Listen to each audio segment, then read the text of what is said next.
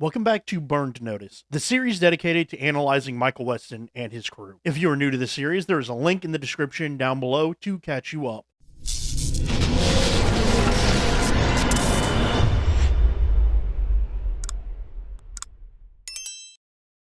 And before I actually get into the episode, I just wanted to thank you for 200 subscribers. I don't know how I got 200 subscribers, but I'm so thankful that you are here. Now to the video. This episode begins with a quick catch up from the mid-season up until now. It was a little bit more effective in the last episode, with it being disguised as Michael filling in Carla, but whatever. Then Mike waits to meet with Carla, who continues to pry for information, and we learn Carla was also burned, and she too was angry, but ultimately accepted the role. And I mean, how could she not? I mean, honestly, they are very charming people who will threaten everybody that you've ever known or loved. This is when she drops that the fact that management is on their way and they are not happy. This could be interesting considering Mike was angry at Philip Cowan when he thought he was the one that burned him. So I can't wait to see what he actually does when management, the ones who actually burned him, meet. I mean, his life could be worse. Oh, I know.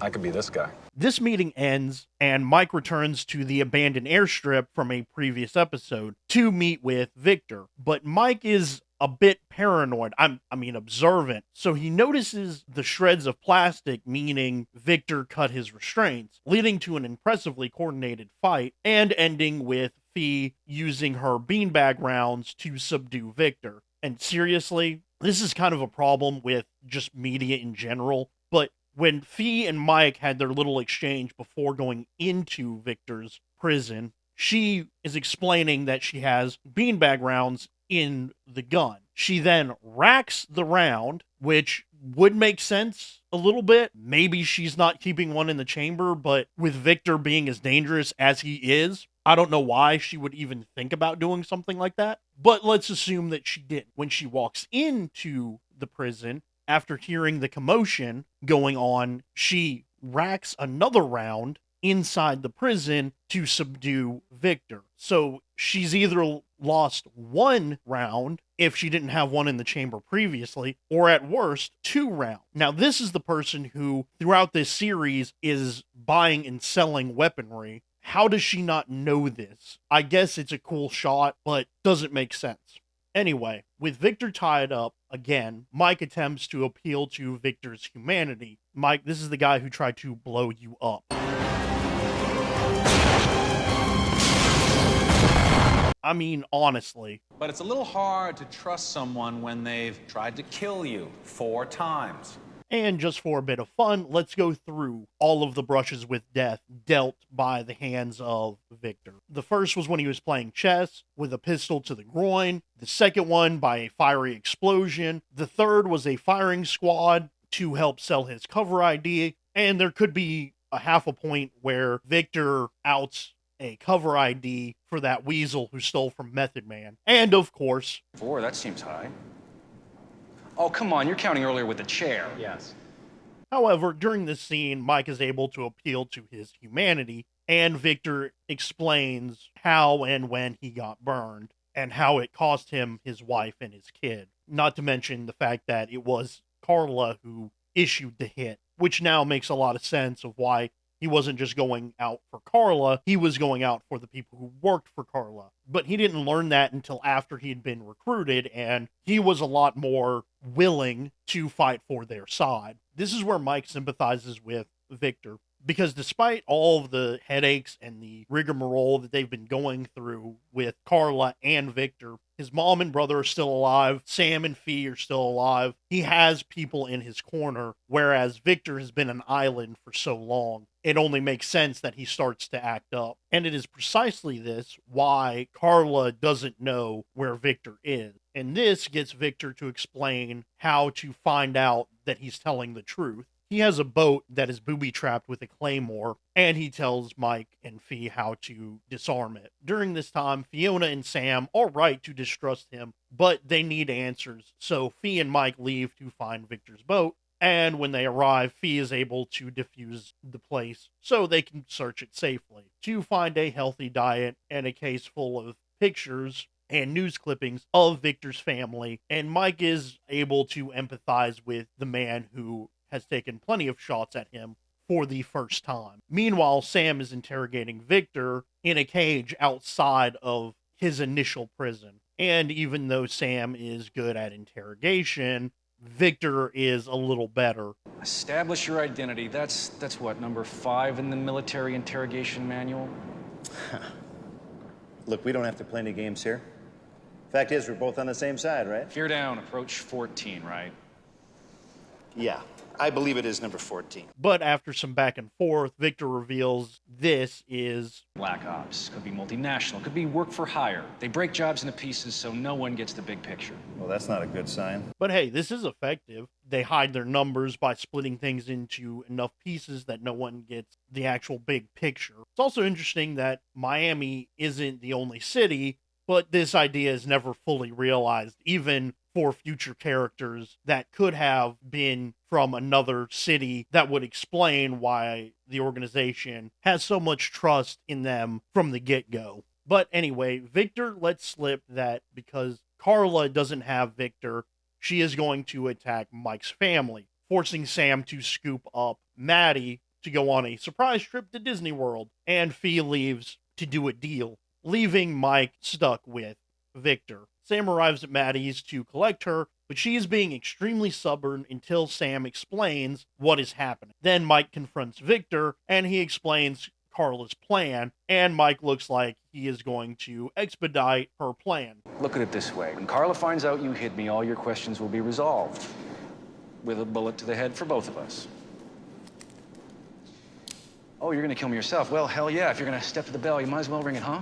I absolutely love that phrase, and I use it whenever I possibly can, and nobody catches the reference. Anyway, Victor is now Mike's client, which is weird to see him that way, especially since we saw him as a monster in his introductory episode. But for now, he has to be one of the clients. Also, not many people get the privilege of driving the Charger, and Victor gets to drive it almost immediately after making friends, leading to an amazing chase scenes filled with gunfire and explosions. Now, initially, I had a problem with this scene, thinking that because of how much horsepower the Charger has, it would be able to outrun the Crown Vic, which is true. However, the way they're driving doesn't give the Charger the edge. While they're driving in circles and weaving and bobbing, yes, the Charger has more horsepower. It handles like a boat, and so that makes sense that they weren't able to just simply outrun them, meaning Mike had to shoot and create explosives on the fly in order to get away. It does not, however, explain why they are so close to them after that big straightaway and then back onto the street. That I will take a point off of. And this is where they get chased down to a parking garage, and that's when Carla calls to warn Mike about Victor. And, well, cue the broken record of threatening the family, threatening his friends, threatening everybody he has known and loved. Blah, blah, blah, same old, same old. And this gives them time to box in the garage. Sam and Maddie are still fighting. That ends with, You want a beer? No, Madeline. I don't want a beer. Okay.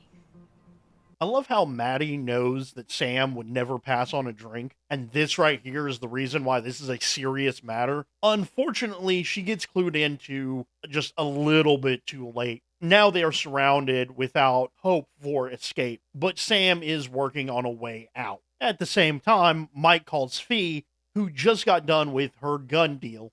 Michael, you are not going to believe the deal I got today. I am better at buying guns than I am at buying shoes, and I'm really good at buying shoes. What? And this scene always makes me laugh a little bit. Kind of reminds me of your mom getting mad at you and using your full name. But Mike is able to covertly drop enough hints to get Fee enough information to help them in their escape. Back at Maddie's, they can't get a hold of Mike and Fee because they ditched their phones because of the fear of Carla's tapping into them. That's when Maddie suggests going to the police, but this gets shut down immediately by Sam, but it does force them to think a little bit outside the box and create deadly Christmas lights using shotgun shells and non-dairy coffee creamer, which, believe it or not, is what pyrotechnics use for explosions. Most explosions in Hollywood have a little bit of gunpowder and a lot of coffee creamer to save on money and to make it just a little bit safer. Just don't do this at home. At the garage, Mike is formulating his getaway with Victor, who explains he has some dirt on Carla that will friend her off, at least for a little bit. This is when Mike sends an SUV hurtling towards the barricade and follows it up with a similar looking Corvette. I mean, other than the black stripes, it looks just like Seymour's ride. And honestly, that is my headcanon, that they were going to film Seymour looking for his car in that parking garage and getting angry that his freshly painted car is gone. And I actually met Seymour's actor, and he thought this idea was pretty funny. So that makes it my canon completely. Anyway, Mike drives to the spot with Fee, and she lets loose a torment of C4.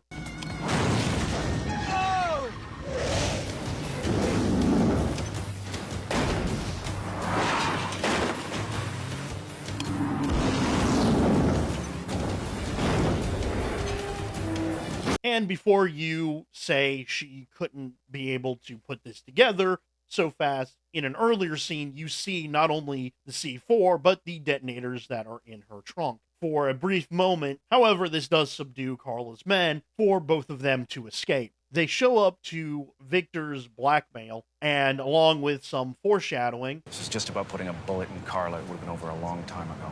Still, putting a bullet in Carla sounds awful good. they discuss the file, but they hit a snag. Carla's men are staking out the location. Victor wants blood, but Mike talks him down because Mike is very much not gonna attack innocent civilians who could just be working on bad intel because of how connected management and Carla are. These could be people that have nothing to do with what's going on. And I think it's very smart for him not to, because the firefight that would ensue would bring undue stress onto their escape. And I will say it is ingenious that Victor puts all of his blackmail in a high voltage container. And so Mike decides to go to a hardware store to create a pepper grenade and uses a nail gun to stop the bad guys from opening their doors and detain the box full of files. Meanwhile, Sam and Maddie use their Christmas lights of doom to escape to Mrs. Reynolds' Buick. And after they are clear, Maddie blends into a hotel scene and gives Sam up to help Mike. Once free of Carla's men, Mike and Victor discuss the file and have plans to go to Cuba. Unfortunately, this is without Fee, and Mike begs Fee to help Sam protect Maddie. Also, she lends Mike the Saab on the condition he brings it back with a full tank of gas. And just like Fee would, she kisses him goodbye, but also slaps him just in case. She leaves, and when they get to the boat, Victor says some profound knowledge about his burn notice. Who cares? Name in a file. Behind that, another name. This is one thing that Mike should have taken to heart. Fee is able to find Sam at a bar, and they debrief a bit, but they also agree to go back and help Mike. So they head to the dock. Then Mike and Victor board the boat and begin to cast off when... Well, this does complicate the matters. Carla is here for Victor's corpse, but for some insurance, she rigged the boat with C4. Now Mike has a choice, an angel and demon on his shoulder, if you will, until Fiona gets her wish by ending Carla and her reign of terror. However, this means her and Sam are now fleeing under gunfire, and now Victor tells Mike what Mike needs to hear in order to be prepared for his next meeting. Also, he tells Mike that there's no way he's going to be able to have this meeting without Victor being a corpse, which is pretty sad, especially since we know how skilled Victor is and connected to this organization. It would have been interesting to have him stay on the team a little bit longer, but I understand where the writers are coming from taking him out right here, because they put in a different Dark Mirror at the end of next season that does a way better job of being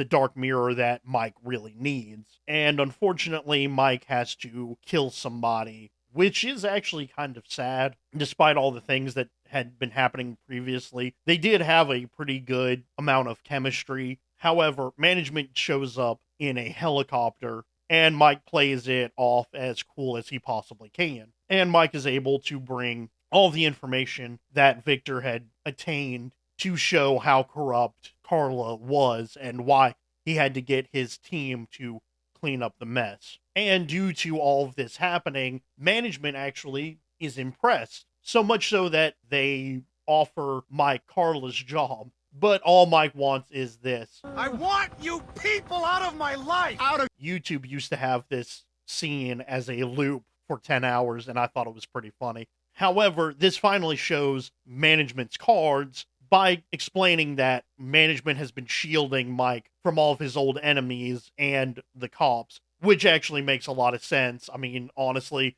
for the past 2 seasons, they've been blowing up Miami and in gunfights, and for some reason, they always get away with it. And this is when management gives Mike the offer to leave, and it seems like he is going to take it and close the door, but I'll take my chances. Come to me, the moon is closer than your eyes. I can barely see. this forces Mike to swim all the way back to the Miami coast, which, judging by the last screen, is at least a couple of miles, and in a suit no less. Also, the helicopter drop is so iconic for the series, it's hard to find a compilation that doesn't fit this in there somewhere. This episode really was a tour de force, with so much action, so much suspense, leaving Mike in the middle of the ocean, forced to swim back, the question of who management is and how much power they really contain, the fact that 2 operatives giving Mike such a hard time are now gone, and now that Mike isn't protected from management, how is this going to change the dynamics of his world and how he does what he does? This, in my opinion, is the best season finale so far, leading directly into the next season with a whole lot of questions with minimal answers. Mike was definitely the main focus, and so was the burn notice, but for every obvious reason, I did like the roles Sam and Fee play. They were in it just enough not to miss. Victor will be missed, especially since later in the series, they gain another member to Mike's team. Would have been nice to have a slightly crazier Mike they would routinely have to rein back in, but his death was very much justified, as well as Carla's. I'm so happy to see her gone for making Mike's life a living nightmare. From putting Mike's brother in jail to threatening Maddie, she definitely had to go. Management is a tough cookie to crack. He isn't in the series enough to really get a handle on him, which is unquestionably by design, but it does give us a disservice. I do like to see the puppet master pulling the strings in the background, a little bit like Emperor Palpatine in the 3rd movie, where you kind of see where he's coming from. However, it is always interesting when he shows up. Thank you for watching. If you're curious on how the FBI catches serial killers, check out my other series, Inside Criminal Minds. Link, as always, in the description. And don't forget to please like, share, and subscribe.